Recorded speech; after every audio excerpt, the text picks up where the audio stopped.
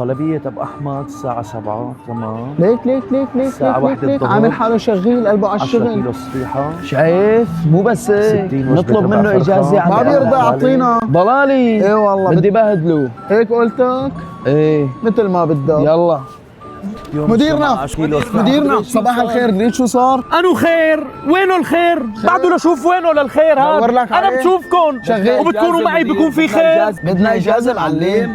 اجازة شو؟ ولك يوم جمعة واجازة؟ قد الساعة هلا اصلا؟ الساعة 2:30. طلعتوا طلبية اب خالد 30 كيلو صفيحة؟ طلعتوهم؟ قوية هي. سمعتها قبل مرة ولا؟ وطلعت كمان العشر صدورة نابلسية للعرس تبع ابو محمد. والكبة المشوية والبرك الجبنة والكبة المقلية وطلبية المناقيش تبع ابو محمد. كله على خالص حفلات مديرنا. طلعناه، ما حتى تاكل الحلويات طلعناهم عشان تحلوا بعد الاكل مديرنا. طبعا مديرنا. ان شاء الله بيطلع بلعك وبلعوا الهي. ما عندي اجازات يوم الجمعة. اليوم ب3 ايام. روحوا اشتغلوا. مالي فاضي عندي طلبيات. يلا ولا ماشي. ولك يلا ولا انت وياه روحوا شوف شغلكم يوم جمعة. يلا من هون.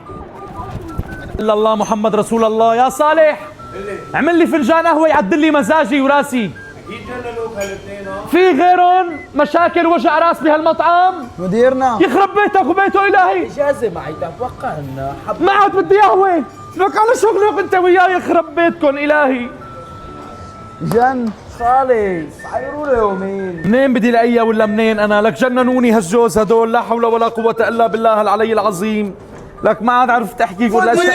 يا لطيف يخرب بيتك وبيته الهي. لك حتى لهون الاجازة مديرنا. لا حول ولا قوة الا بالله العلي العظيم. والله يخرب بيتهم جننوني.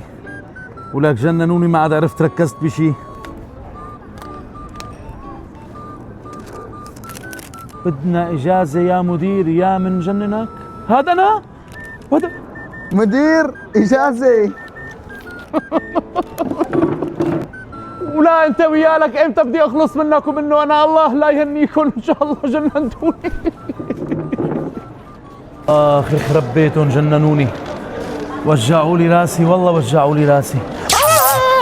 اجازة مديرنا. بدنا اجازة مديرنا. الله لا يوفقكم الهي.